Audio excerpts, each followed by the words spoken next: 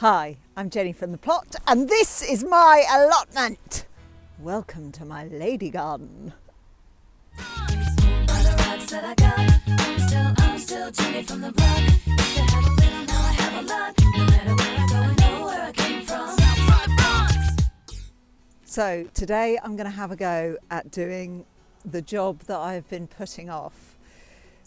Now, it's our duty as allotment holders to keep the grass paths around our plots trimmed and neat.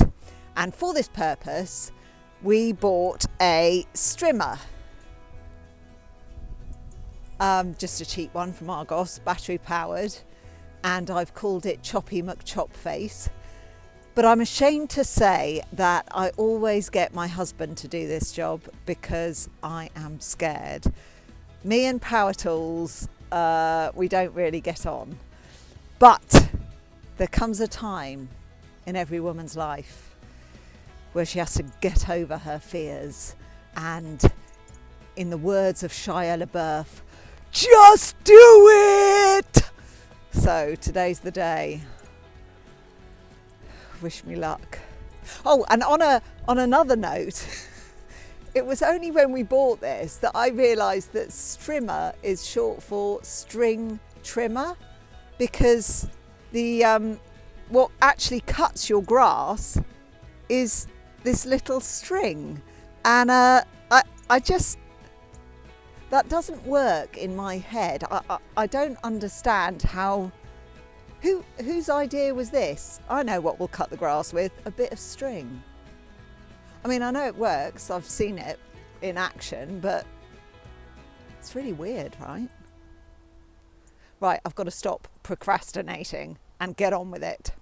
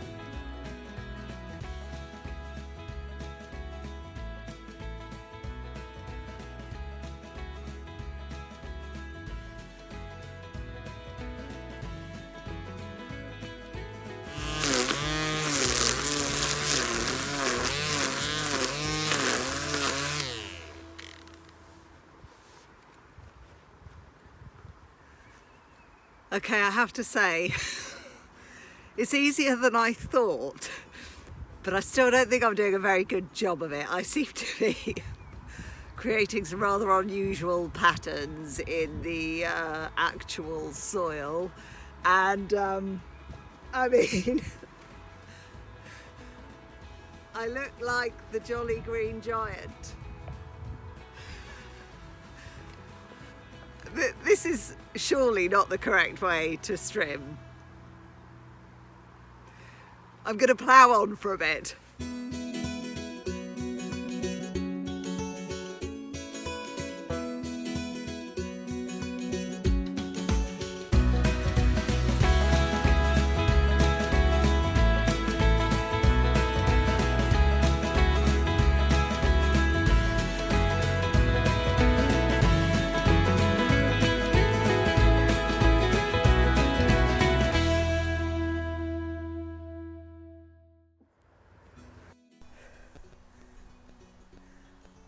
Well, I've done it.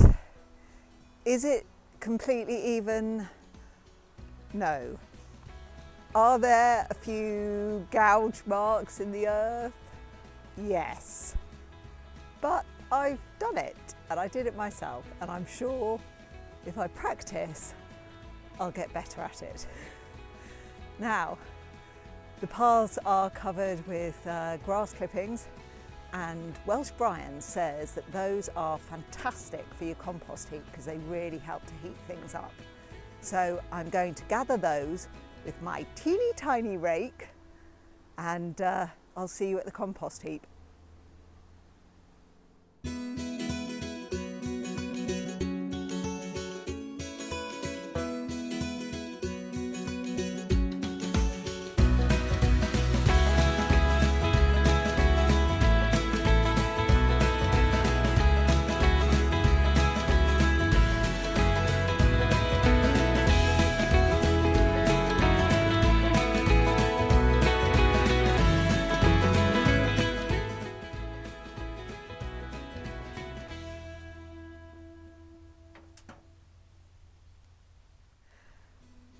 So I've collected up some grass clippings, although I seem to have more on my boots than anywhere else.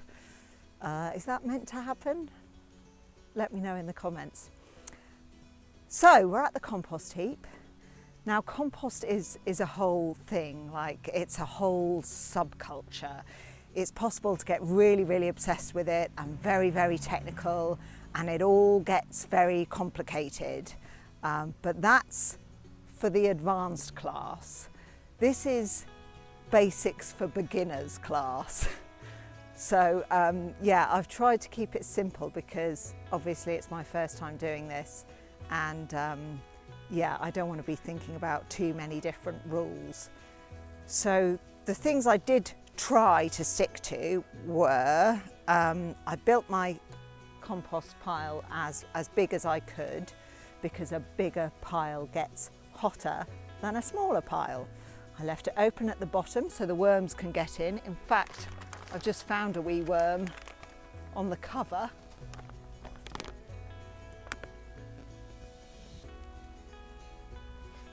There he is. And he'll be going back in soon. In fact, I'm just going to cover him up so he doesn't get too hot.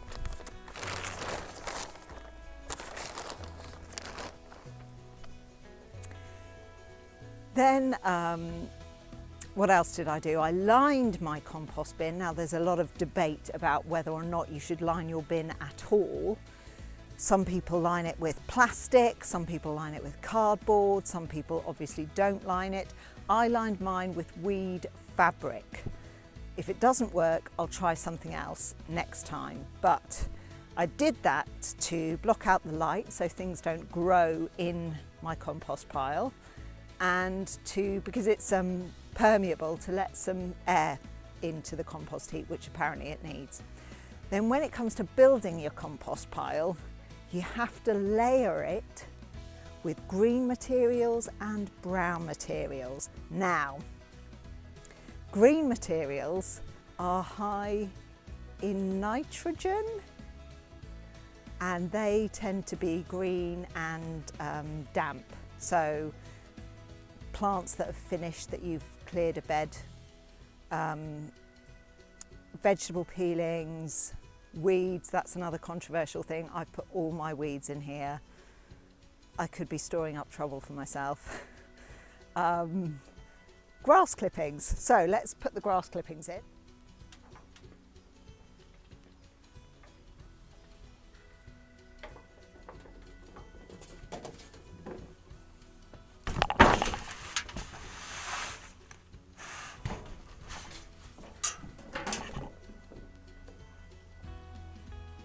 Now, confusingly, there are also brown things that count as green because they're high in nitrogen, like manure and coffee grounds, of which I have some here. So we'll sprinkle a bit of that on.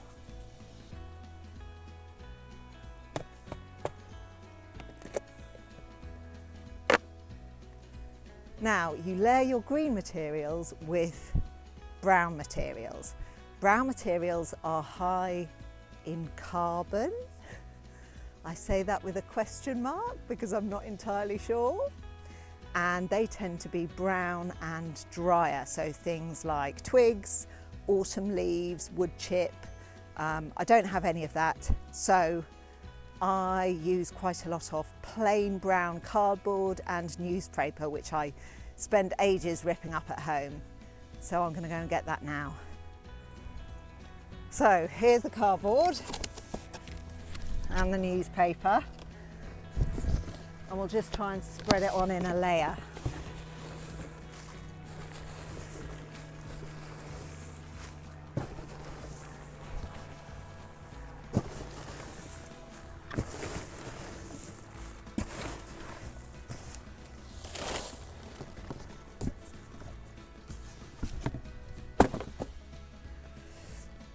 Now, even more confusingly, there are some things that are not brown but count as brown because they're high in carbon, such as wood ash. Now, we've got a log burner at home, so every time I clean it out, I save the ash to stick on the compost heap. You shouldn't put too much of this on, not like heaps and heaps, because it can change the pH of your compost. But a little sprinkling is quite good because it's high in potassium.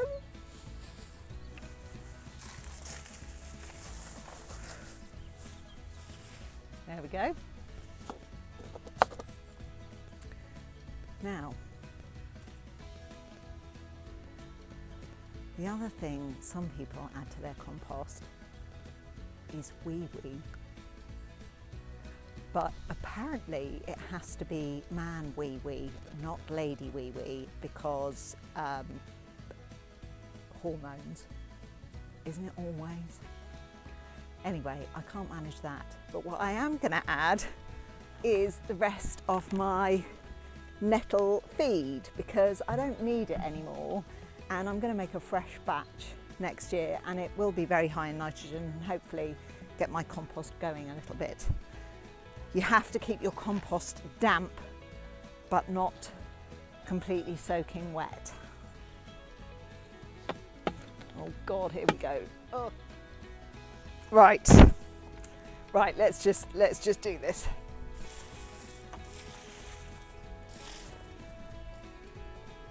Oh, I'm gonna have to go and rinse that bucket now. That's really, really unpleasant. Maybe I'll just leave it for next time. Close the lid. I'm going to put the cover on because, like I said, you don't want your compost to get soaking wet, and just sticking some black plastic over it keeps the worst of the rain off.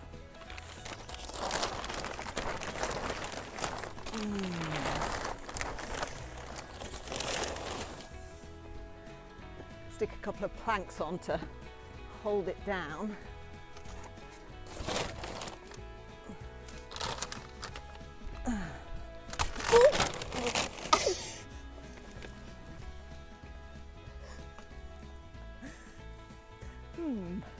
Okay, well, yeah, we'll just pretend that didn't happen.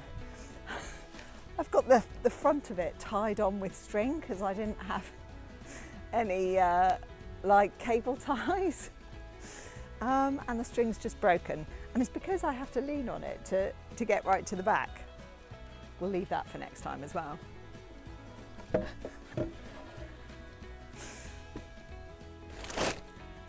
Now, the final thing I'm going to do before I leave the compost heap is give it a good bang. Love a good bang. Do you know why? I have rats. I get rats in my compost. They love it there. It's like a little rat hotel. And apparently, if you give your compost heap a good bang every time you pass it, then they up sticks and move out. So they don't like the noise. So Let's get banging.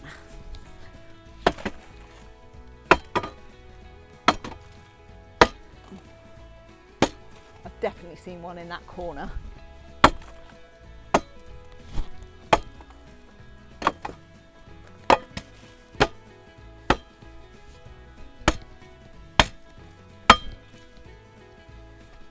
Yeah. Move out, rats. Well, that's it from me for today in the sunshine. Thank you for coming to my lady garden, and I'll see you next time. Take care. Bye.